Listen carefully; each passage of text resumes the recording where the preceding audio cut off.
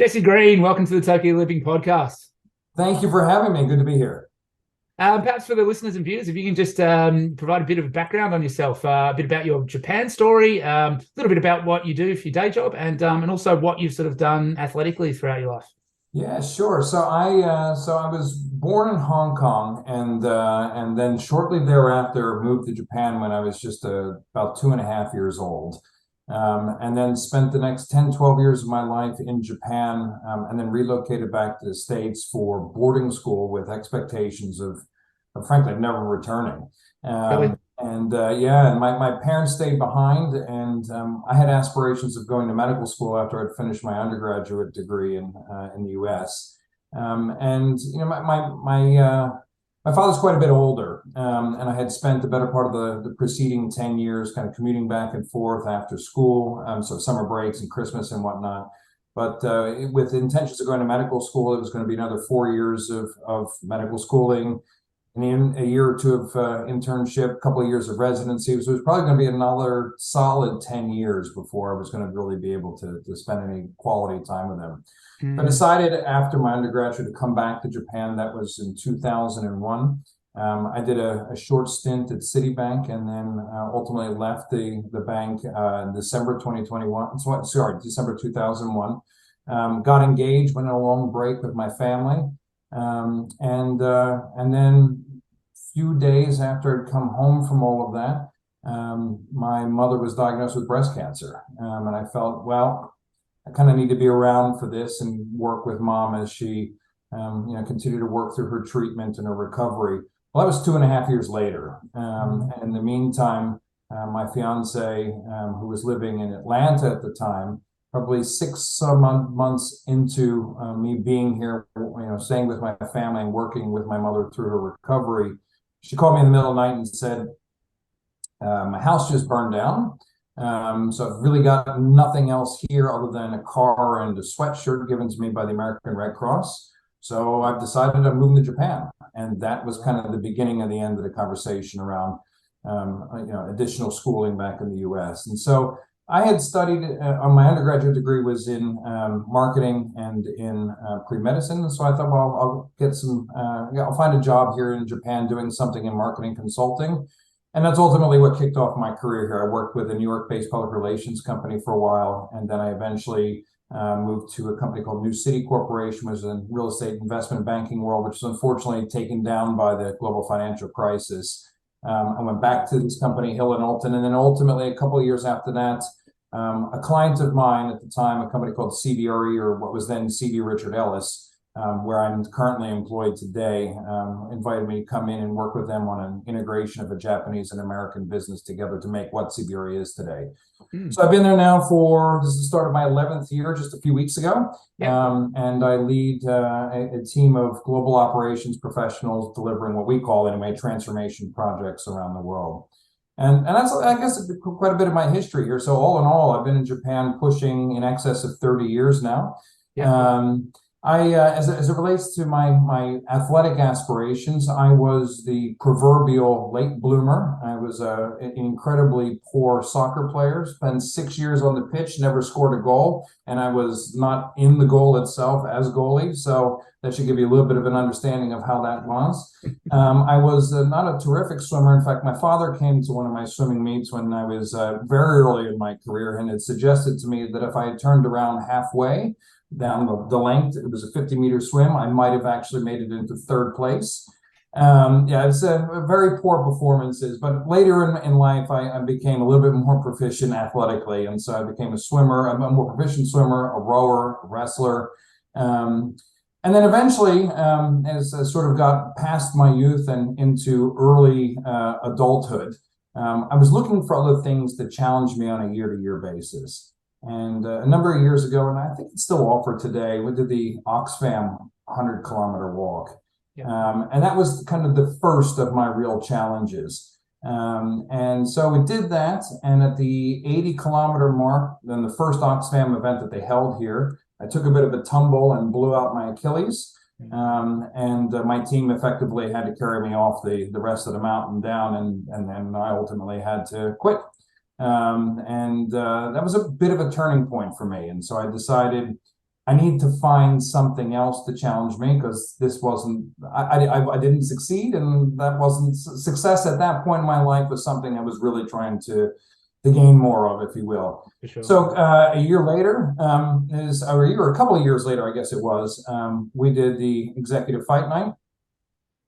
So my wife and I both participated in that. That was the first event. I forget which fight she was. I think she was the fifth fight, and she did extraordinarily well. And so she left me big shoes to fill. I was the main event of the night, and I lost in a technical knockout, which to this day I question the officiant's fast response when I had was attempting to defend myself, but ultimately fair and square. It was a good loss. But I went back to the locker room and said, "Oh, sorry, go ahead." I was just going to say, you and Israel Adesanya, you can just sort of sit down and discuss early stoppages and how fair they are, and you get that off your chest. Fair enough. No, but at the end of the day, I lost fair and square, absolutely. And I went back to the locker room and I went, I got to find something that I can succeed at, because this is really starting to do my head in. Right? So not too long after that, I was planning on participating in my first triathlon. And so went out, got all the gear, got back into swimming really heavily, started running some more, started getting on the bike and really pushing on the bike. And you'll remember this because I came to see you. I was in the gym one day trying to deadlift, not an incredible amount of weight, but I noticed that one of my hips was rising slightly higher than the other. And in the moment of trying to correct it, well, as it turns out, I blew two discs, my L4 and L5. And that kept me out of the gym and virtually everything else for another 6 months. And that sent me down a pretty significant death spiral, as I recall, of just real uneasiness with the fact that I've struggled so much athletically to be able to accomplish. And separate to that then, and that's where kind of this GoRuck conversation comes in. You want me to tell that story now, or do you want to keep it? Absolutely. Yeah, okay. Let's jump into it. So the GoRuck community itself, and maybe a little bit of history here would help the context, right? So GoRuck is what I've referred to as a military-inspired team endurance challenge. I didn't know that at the time. In fact, I didn't know anything about what I was signing up for. All I was told is by a friend of mine who was doing CrossFit, there's this interesting event that's coming up. It's something about the military. You need to bring a backpack with 30 pounds of bricks in it and some water, and meet us at Hibiya Park. It was December 7th, 2014, I think it was. And show up, and then we're going to meet this guy who's a former Green Beret, and he's going to run a little boot camp, and it'll be a lot of fun. And that's effectively the only story that I got. And so showed up 7:30 in the morning. With a true blue Green Beret missing a portion of his arm, who had been through battle and a half, who absolutely put us through our paces. But in the process of doing that, taught us a lot about teamwork and communication and collaboration and leadership. And it was a really quite an interesting experience to not only be beaten down physically, but to be challenged mentally as well. But at the end of the day, to be able to get something out of it where you went, yeah, I did something today. So the event, we started in Hibiya Park. We were around the palace. We were in Ginza carrying each other. We found our way. I'm hoping nobody in the Chiraku government's listening to this. We found our way into the Hibiya Park pond, or the fountain rather, for a few minutes at the end of the event. And then we were what they call patched out. It's sort of the ceremonial, you've graduated the class and they give you a small Velcro patch that you put on the backpack, but it's really a symbol of what you've accomplished. And that was it. We went about our way at the end of the night, and nothing was ever spoken about GoRuck again. Right. I thought, well, that was something I succeeded at, but so now what? Yeah. And they never came back, and we just let it be. And then a couple of years later, well, more than a couple of years later, no, I guess it was a couple of years later, it was in 2016, my wife and I were happened to be in New Orleans for Golden Week break, and we'd gotten an emailer from GoRuck saying, "Hey, we're doing the second anniversary GoRuck event, which is we're going to meet you in the middle of New Orleans. We're going to do this event. Anyone who wants to come out and participate." And so I'll happily tell you a little bit more about what GoRuck is really all about in a minute here. But so we showed up at the event. We did the event. It was like 300 and something people there. It was an extraordinary experience, running through swamps in the middle of the night, carrying telephone poles with a bunch of other people who were all struggling. It's all about finding the depths of your soul when you just absolutely don't think you can push anymore, and then finding out that everybody around you is pushing as hard to be able to succeed at a particular task. It's quite an interesting experience, and it teaches you a lot about the human body, but also about collaboration. Anyway, we finished the event, and the CEO of the company's name is Jason McCarthy, was standing not too far from me, and I went up to him and I said, hey, we did this event a couple of years ago. We've never come back to Japan, and we'd like you to come back. And he said, we can't afford it. 30 people who show up for these events, with all the time and effort it took for us to market it, send you a special forces soldier to run the event. All of that is a significant exercise for us that we're just not willing to undertake at this point. He said, but I'll tell you what, if you build it, we will definitely come. So the next morning, I'm sitting at the airport with my wife, Rebecca, and she said, my 40th birthday is coming up. I want you to make this event happen in Japan. And so we did. And that was sort of the beginning of the relationship between our group, what we call the Tokyo Ruckers, or the full name is the Tokyo Ruckers, and GoRuck today. So that's how we got to where we are. Fantastic. Yeah. And I would love to interject with some magical question, but I think you can just roll on and talk about, it's a great story. And yeah, where did you take it from there? And when was the first sort of official GoRuck event in Tokyo? So this would technically be the second official event. So that was October 8th, 2016. And so prior to that, it was a bit of an effort to kind of reach out to everybody I knew to say, hey, we've got this thing coming up. You should do it. It's for Rebecca's birthday. And they would all say, GoRuck. What is that? Yeah. Right. So, and I would do the same routine about it being a military-inspired team endurance challenge. But GoRuck is an interesting story in and of itself, right? So this is a former Green Beret, I told you, Jason McCarthy, who was leaving the military. His wife at the time was working for the CIA, and they were stationed in West Africa. And he had this idea of, I shouldn't say he had this idea. He had I don't know which came first, the backpack idea came first, or the idea of he wanted to ensure that his wife was always safe. And so he created a bug out bag or an emergency bag that she could grab in the event of a coup or some other severe incident where she needed to escape immediately. So created a backpack with, supplies, self-defense equipment, etc. And he turned that idea into, what if I were to provide civilians in New York or military soldiers in Baghdad with the opportunity to have really high quality gear to serve them on the front lines, or to train with, or to just carry as an everyday carry backpack. And so he created the backpack and then attempted to sell it, and it didn't sell. For years, it didn't sell.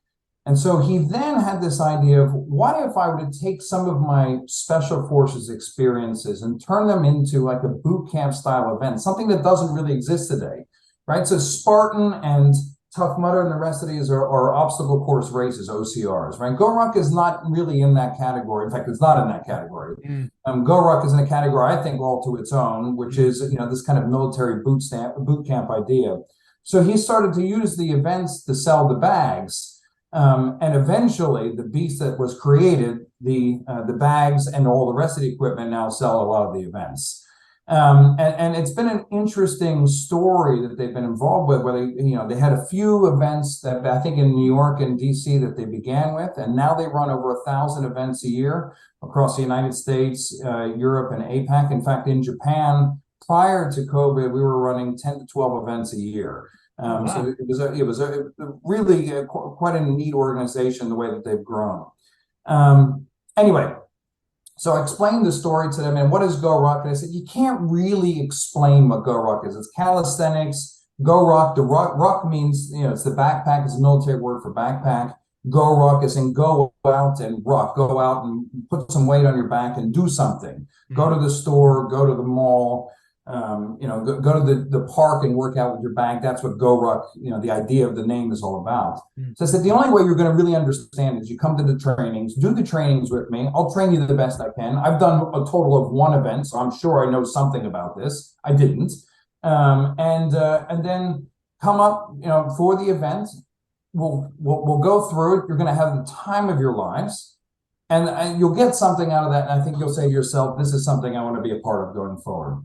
So the event was October 8th, 2016. So they said we brought a active special forces soldier up from Okinawa. His name Jesse Hine, and he ran the event for us. 7:30 in the morning. We had about 31 people, I think we had for that event, and we ended about 6 p.m. In a small park in Toronto. And I would tell you, it was nothing like the event that I've previously done. And that's the interesting thing about GoRuck, is that no one event is like any other. Oh, wow. And so part of the whole Special Forces idea here is that it's an unknown distance. It's an unknown time. There is no game plan. There is no class plan at all. The cadre, which is the military name for an instructor, if you will, decides everything as they go. Now, I'm sure there's a lot of pre-planning involved in that, but to that end, no event is like any other, which means if somebody's really strong at one particular activity, the cadre then will look at other ways in which to be able to challenge that individual mentally or physically, so they too get something out of it.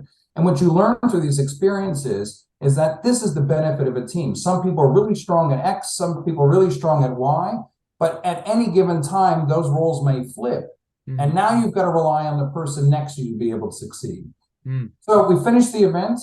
I said to the gang, is everybody interested in continuing these trainings? Because I love GoRuck. I think we should continue doing this. And everybody put their hand up and said yes. I said, great. We'll put the training on for next weekend, Saturday morning, 8:30 a.m. Meet me at Shiba Park, and we'll start all over again. We'll plan for our next event.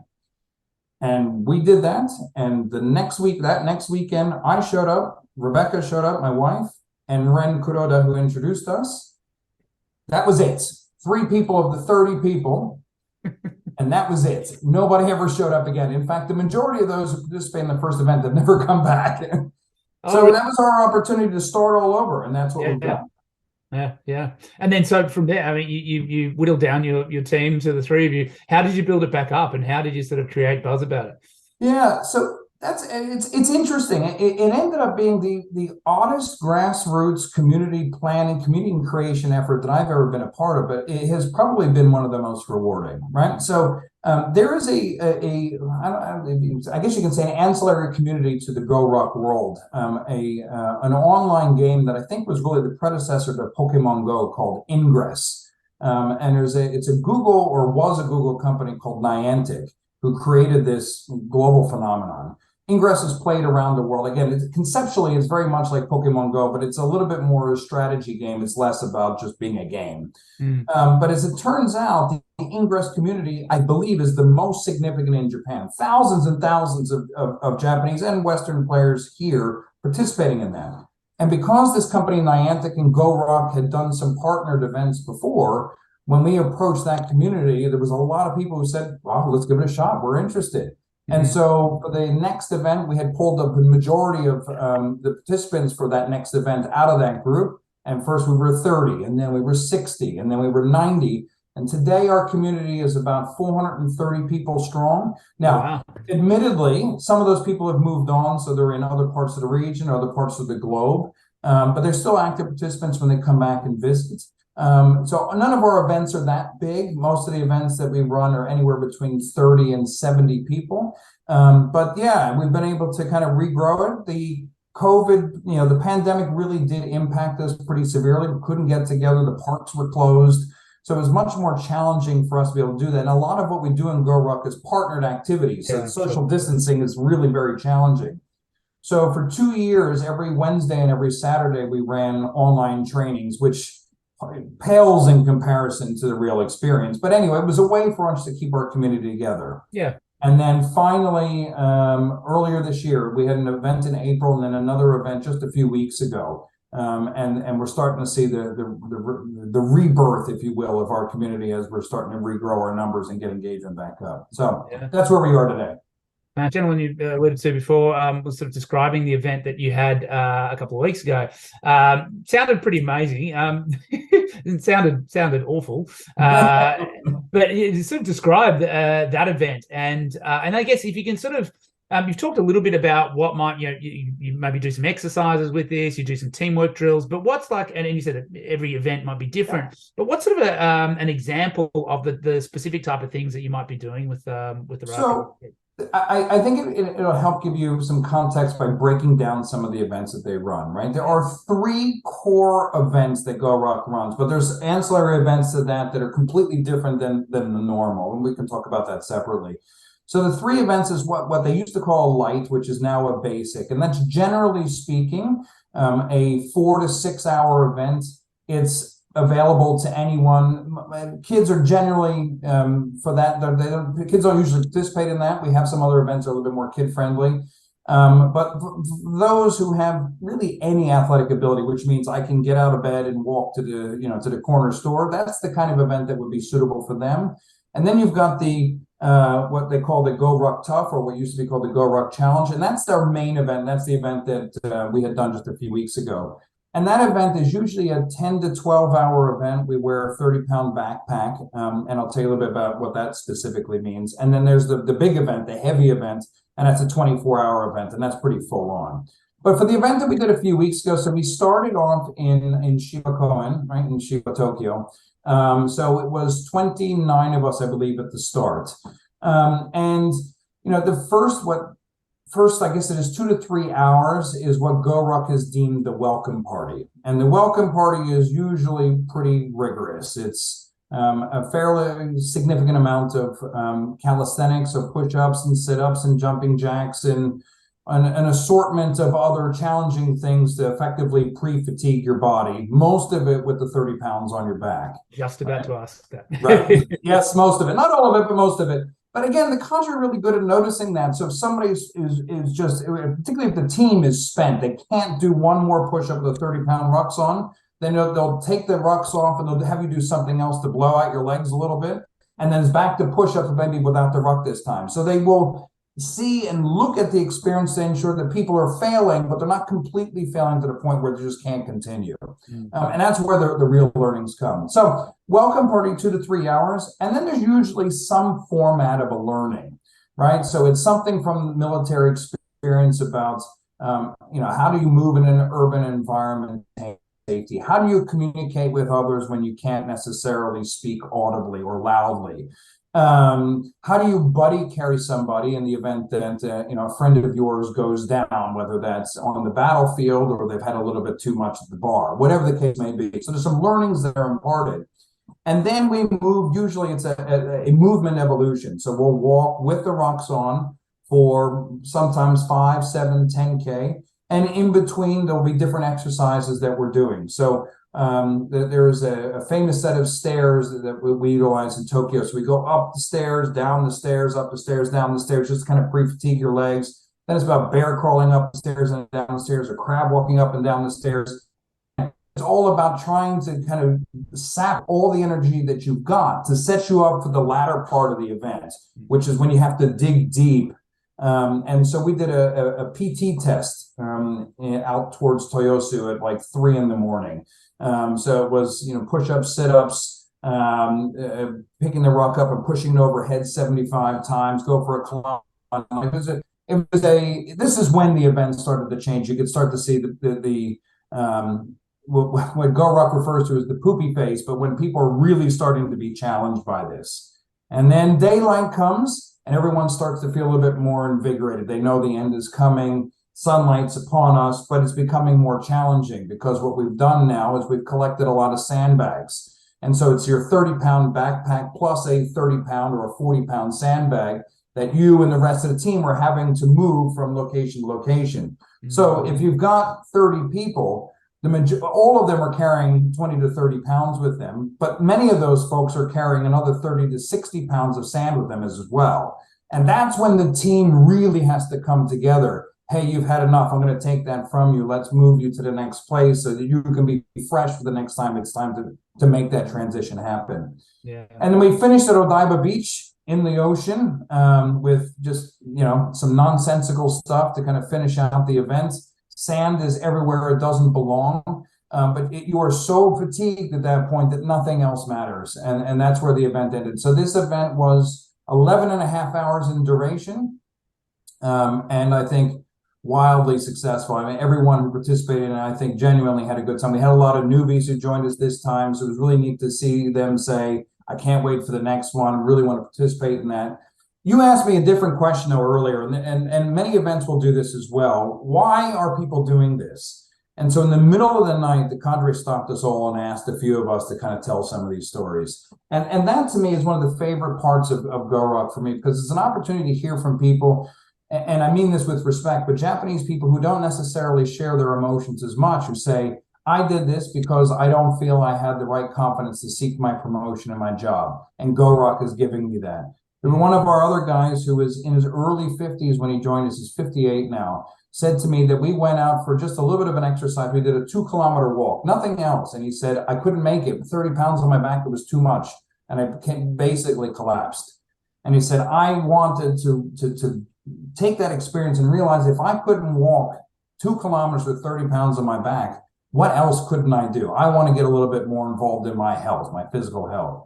And so he continued to participate. He's lost, I think, pushing 40 pounds now, and is such an active contributor to the community now that he also readily instructs on the weekends the teams that we bring out there to kind of get them ready for events. At the moment, you run sort of weekly training sessions, or what's the sort of preparation for these events? And you said that it was interrupted by the pandemic. Are you sort of looking at a more of a full schedule coming into 2023? And how many events are you looking at doing?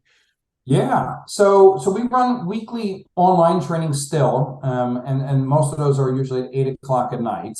And I can tell a bit more about how people can find that in a minute. And then most Saturday mornings, we run training between 8:30 and 10:30 in the morning. Naturally, our online and our park trainings are perfectly free. And what do you need? If you're doing the online trainings at home, some weights, if you've got it. And what the weight is, a shampoo bottle, it's a couple of textbooks, it's a backpack, it's whatever you can find with a little bit of weight in it that you can lift and move around. It's a modified dumbbell, whatever it is, right? For the park training, we ask that people bring a backpack, 20 to 30 pounds of weight with them if they've got it. Again, I mean, some people have borrowed weight plates from their local gym to be able to do this, but water bottles, anything you can find would be perfectly acceptable. Might have explained some of the ones that have gone missing from that. Very possible. I'm sorry about that. I'll keep an eye out for it. Some weights and some water, and that's it. That's all you really need. And you know, come participate for a couple-hour session with us and see if it's of interest.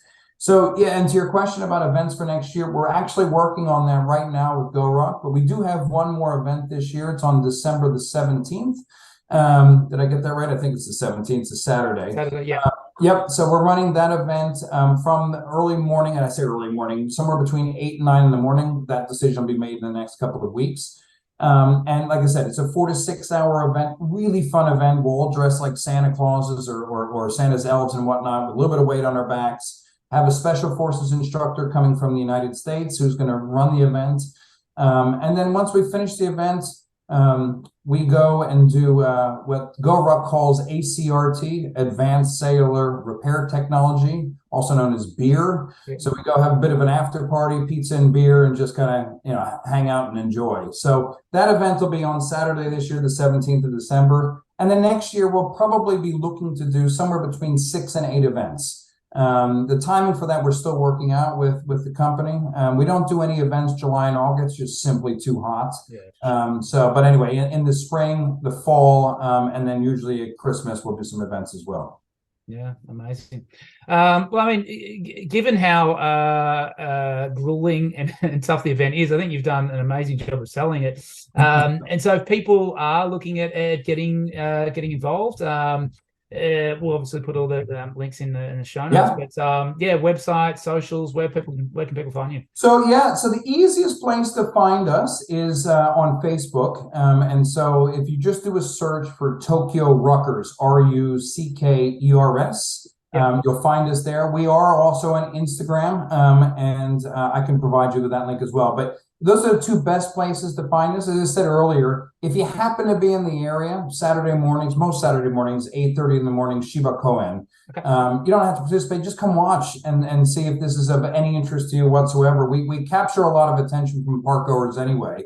So do please come by. But yeah, I mean, those are the two best places to find us. We did have a website. It's defunct. People find us on Facebook now. It's the easiest way. Yeah, awesome. Well, I always love hearing stories about people that are doing things in the community with sport and exercise, encouraging people to not only be healthy and active, but also, you know, push themselves to, you know, to pass their limits and to get something out of it that goes beyond just sports and exercise. So congratulations on what you've done with GoRuck, and all the best for the events that you've got coming up. Thanks very much, Sam. We'll look forward to seeing you at an event not too long from now either, I hope. Well, the people that I talked to yesterday, as I said, we spoke to another EFN alumni. It's like, when are you going to do a 500-kilometer bike ride? It's like, but just leave me alone, people. I do no. I'd love to come and try it. Maybe start with the little kids one first. Maybe sounds good. All right. Well, I really appreciate your time today, Jesse, and look forward to seeing you in person soon. Sounds good. Thanks, Sam. All right. Cheers. All right.